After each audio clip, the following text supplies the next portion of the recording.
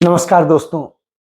कई बार तमाम सारे आप सब में से लोग पूछते हैं कि आखिर मैं राहुल गांधी की इतनी प्रशंसा क्यों करता हूं या राहुल गांधी के बारे में क्यों इतना वो करता हूं।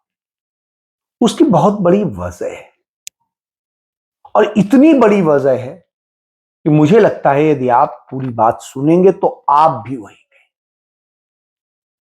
और मैं तो इतनी बड़ी बात कहता हूं कि राहुल गांधी में भगवान बुद्ध भी हैं, राहुल गांधी में कबीर जी भी हैं, राहुल गांधी में महात्मा गांधी भी हैं, राहुल गांधी में पंडित नेहरू भी हैं, राहुल गांधी में सरदार पटेल भी हैं, राहुल गांधी में इंदिरा गांधी भी हैं और राहुल गांधी में राजीव गांधी भी हैं, राहुल गांधी में लाल बहादुर शास्त्री भी हैं।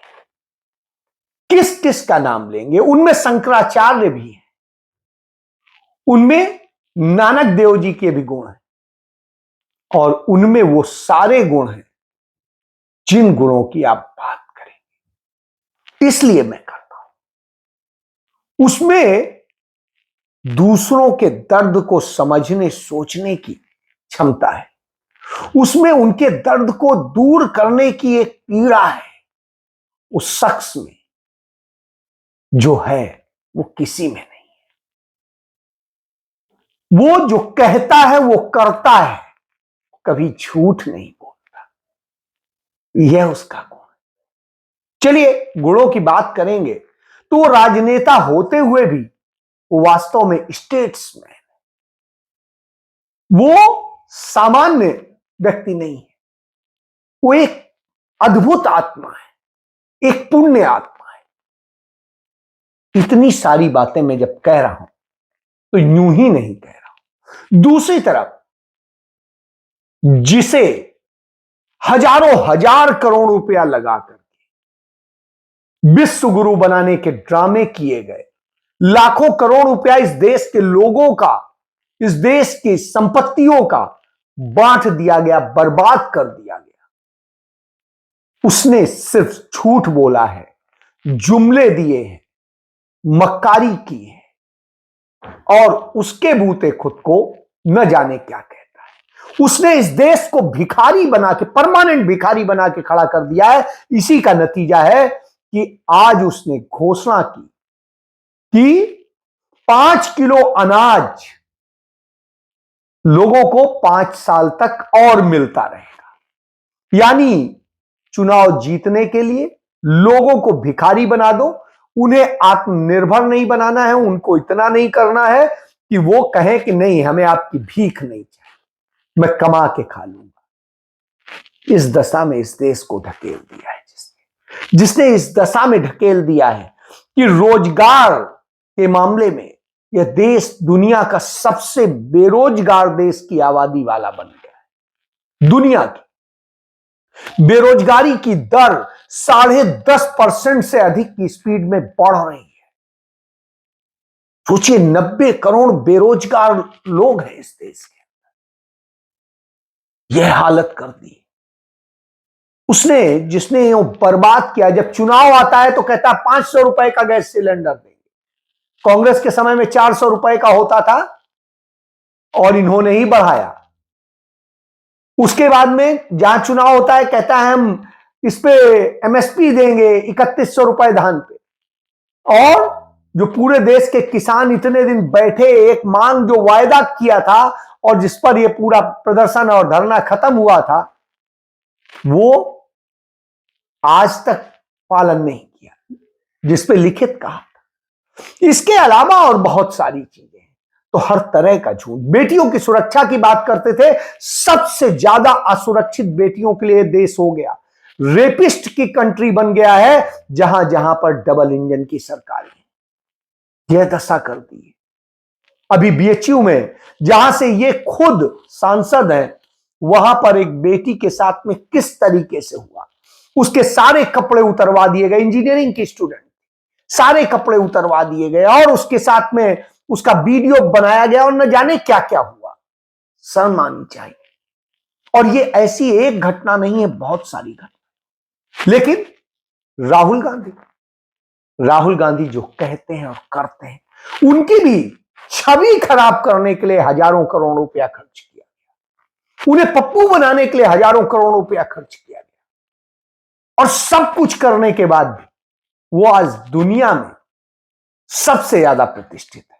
हिंदुस्तान का यदि इकलौता कोई राजनेता है जिसको पूरी दुनिया में सम्मान मिलता है तो वो राहुल गांधी, कोई और नहीं। वो तो किसी पद पे भी नहीं, न वो मंत्री रहे, न मुख्यमंत्री रहे, न कुछ रहे, न किसी के चेयरमैन रहे, न कोई चीज, सिर्फ सांसद, और इतना सा, क्योंकि वो उस परिवार से आते हैं जिस परिवार ने इस देश से कुछ लिया नहीं, अपना सब कुछ दिया। पंडित नेहरू ने अपनी सारी संपत्ति इस देश को दान दे दी। ये झूठे प्रचार करते हैं कि पेरिस कपड़े धुलने जाते थे। यदि मान भी लिया जाए इनकी बात, तो जाने आने में और इसमें हजारों रुपए खर्च होते उस जमाने, और जितने पैसे खर्च होते, यदि इतना पैसा खर्च करने की हैसियत थी तो कितनी संपत्ति रही होगी जो इस देश को दे दी। और सालों साल, 10 साल तक, करीब करीब 9 साल, 10 साल वो जेल में रहे इस देश के लिए। अपने परिवार, अपने पिता को खोया लखनऊ जेल। खुद की जो स्थिति वो आप देखिए। श्रीमती इंदिरा गांधी 13 साल की थी, पहली बार जेल गई थी इस देश के। भाजपा में तो एक भी आदमी ऐसा नहीं है जिसने इस देश के लिए कोई त्याग किया हो। और एक जो सावरकर गिरफ्तार भी हुए, जेल में रहे, वो माफी मांग के छूटे और फिर जिंदगी भर के लिए दूर हो गए, माफी मांगते रहे, 13 बार माफी मांगी। अटल बिहारी वाजपेयी, उन्होंने 1942 में एक प्रदर्शन में शामिल हुए, गवाह बन गए और कोर्ट में बयान दे दिया। सोचिए आप, माफी मांगी, वो माफी वीर थे। इसके बाद उसमें कोई योगदान किसी का नहीं। गांधी परिवार से, नेहरू गांधी परिवार से 11 लोगों ने शहादत दी है इस देश के लिए। यह हालत है। चलिए छोड़िए, तो यह है, इनके परिवार पर कितने लांछन लगाए गए, चाहे पंडित नेहरू हो, चरित्र से लेके सब, पंडित नेहरू हो, श्रीमती इंदिरा गांधी हो, राजीव गांधी हो, राहुल गांधी हो, सोनिया गांधी हो, प्रियंका गांधी हो, सब पर आरोप लगाए गए, चरित्र पर भी, परिवार पर भी, दूसरी और चीजों के, न जाने क्या क्या, और भ्रष्टाचार के एक भी आरोप में एक भी चीज आज तक साबित नहीं हुई, सारे झूठे पाए गए। और स्थिति यह है कि पिछले 9.5 साल से इन तथाकथित विश्वगुरु की सरकार है और पीछे पड़े हुए हैं इस परिवार के, चाहे प्रियंका गांधी का परिवार हो, रॉबर्ट वाड्रा हो या कोई हो, राहुल गांधी हो, सोनिया गांधी हो, कोई भी, उनसे जुड़े लोग हो, लेकिन 1 रुपया का गलत नहीं निकाल पाए आज तक, 1 रुपया का। यह हालत है। 1 रुपए का जो बताते थे विदेशी खाते हैं, ये हैं वो हैं, एक नहीं निकाल पाए। इस कारण से राहुल गांधी की प्रशंसा करता हूं, इसलिए प्रशंसा करता हूं कि उसने अपनी संपत्ति, अपने पैसे से जो उसने कमाए, उससे जाने कितने लोगों का भला किया, और कभी ढिढोरा नहीं पीटा, कभी प्रचार नहीं लिया, चुपचाप अपना सब कुछ करता रहा। उदाहरण बताता हूं, और इतने कष्टों के बाद में आप सोचिए, पूरे सुन लीजिए, कि राहुल गांधी जब पैदा हुए तो इस देश के प्रधानमंत्री के वो पोते थे। जब स्कूल गए, 5-6 साल के थे, उनकी दादी की, आप सोचिए, उनकी दादी का कैंसिल कर दिया गया चुनाव, किस आधार पे? कि उनकी चुनावी सभा में जो इलेक्ट्रीशियन और जेई था वो सरकारी था। तो ये सरकार का दुरुपयोग है। इस आधार पर कि जिस उनके ओएसडी ने इस्तीफा दे दिया था, कपूर ने, वो कपूर साहब का इस्तीफा बाबुओं ने मंजूर करके उन्हें लेटर नहीं भेजा था, इसलिए सिर्फ इतने के आधार पर कैंसिल कर दिया गया। कहा गया ये सरकारी मशीनरी का दुरुपयोग है। मोदी क्या कर रहे हैं? मोदी तो सब कुछ फ्रॉड कर रहे हैं, सब कुछ सरकारी करते हैं, उनके तो पूरे मंच से लेके सब बनता है। इंदिरा जी को जेल में डाला गया, 6 साल का लड़का था, उसने देखा कि मेरी दादी को जेल में डाला जा रहा है, किस बात पे? कि चुनाव प्रचार में उन्होंने जो जीपे इस्तेमाल की वो कुछ पूंजीपतियों ने डोनेट करी थी। सोचिए, उस पर भ्रष्टाचार का आरोप लगाया। आज तो जाने क्या क्या ले रहे हैं चुनाव प्रचार में। बताने को भी नहीं तैयार है कि चुनावी बांड किसने किसने क्या क्या, काला धन है सफेद धन है क्या है। यह स्थिति है। लेकिन इस पे उनको, हालांकि कोर्ट ने बरी किया, कहा कि केस ही नहीं है, फर्जी है, झूठा है। इसके बाद में दूसरा केस बनाया, उसमें किया, उसमें भी झूठा पाया गया। मतलब सब झूठ पे यह स्थिति। चलिए, वो बेचारी जेल में पहले देश की आजादी के लिए रही थी, फिर देश के लिए लड़ते नहीं, फिर देश की जनता ने उन्हें कबूला और वापस आई तो नफरती लोगों ने किस तरीके से खेल किया, साजिश रची, उनकी हत्या हुई। जब हत्या हुई, राहुल गांधी कितने साल के थे? 14 साल। अपनी दादी का छत बिछत सौ देखा, गोलियों से छलनी, 30-32 गोलियां लगी थी। आप सोचिए, इतनी गोलियों से छलनी हुई, दादी देख के क्या हुआ, उस बच्चे पे क्या गुजरी हो। उस कारण से उसका स्कूल जाना बंद करा दिया गया और सब कुछ उसे दूसरे स्कूल में शिफ्ट कर दिया गया और न जाने क्या क्या यह हुआ। तो आप सोचिए, उसके बाद में पिता प्रधानमंत्री बने, भारी सुरक्षा में कैद में रहना पड़ा, और उसके बाद में पिता की हत्या हो जाती है। 21 साल का लड़का वो देखता है, अपना ग्रेजुएशन कर रहा होता है, अंत में उसे हार्वर्ड छोड़ के कैम्ब्रिज जाना पड़ता है, और वो करता है, उसका वो छुड़वा दिया जाता है, क्योंकि यदि पता चला तो उसके ऊपर खतरा था। परिवार को जो सुरक्षा दी जाती है, लोग उस पर सवाल उठाने लगे, अरे वो है क्या, उनका क्या है? अरे साहब, इस देश को बनाने वाले, इस देश के 2 प्रधानमंत्रियों के जो जीवन दे चुके हैं, उनके परिवार से, इसलिए खतरा था, इसलिए दिया गया। बहरहाल उसमें भी लोगों को परेशान, चलिए कोई बात नहीं, वो परिवार सब चीजों से दूर, कहा कि ठीक है, हम अपने से करें। हार्वर्ड से जिस आदमी ने ग्रेजुएशन किया और उसके बाद में कैम्ब्रिज से एमफिल किया, उसे नाम बदलना पड़ा, क्योंकि सुरक्षा के दृष्टिकोण से नाम बदलना जरूरी था। अपनी आइडेंटिटी नहीं बता सकते थे, ये नहीं बता सकते कि हम इतने महान परिवार से, बिल्कुल सामान्य से स्टूडेंट की तरह लो प्रोफाइल रहना पड़ा। चारों तरफ सुरक्षा, नजरें थी, कैद में रहना पड़ा एक प्रकार से। घर में आप किससे मिलेंगे, कहां जाएंगे, क्या करेंगे, ये भी डिसाइड होने लगा। सोचिए आप, उस कष्ट के बाद अगले आदमी का कोई बात नहीं, फिर मैनेजमेंट गुरु के यहां उसने बड़ी फॉर्म में एमफिल में टॉपर होने के बाद में वो आदमी उनके पास गया, वहां उसे जॉब मिला, तो रॉयल बिंसी के नाम से उस आदमी ने नौकरी करी, वहां उनसे सीखा मैनेजमेंट के गुण, और उसके बाद में फिर उसने अपनी फर्म खोली, इंजीनियरिंग एंड टेक्नोलॉजी से जुड़ी हुई, उसमें कंसल्टेंसी फर्म अच्छे से चल रहा था, खूब पैसा आ रहा था, सब बेहतरीन था। लेकिन साहब, इस देश में कांग्रेस खत्म हो रही थी, सब कोई आया, सोनिया गांधी को मना के लेके गया कि नहीं, आप वापस आइए। सोनिया जी ने वापस कांग्रेस संभाली।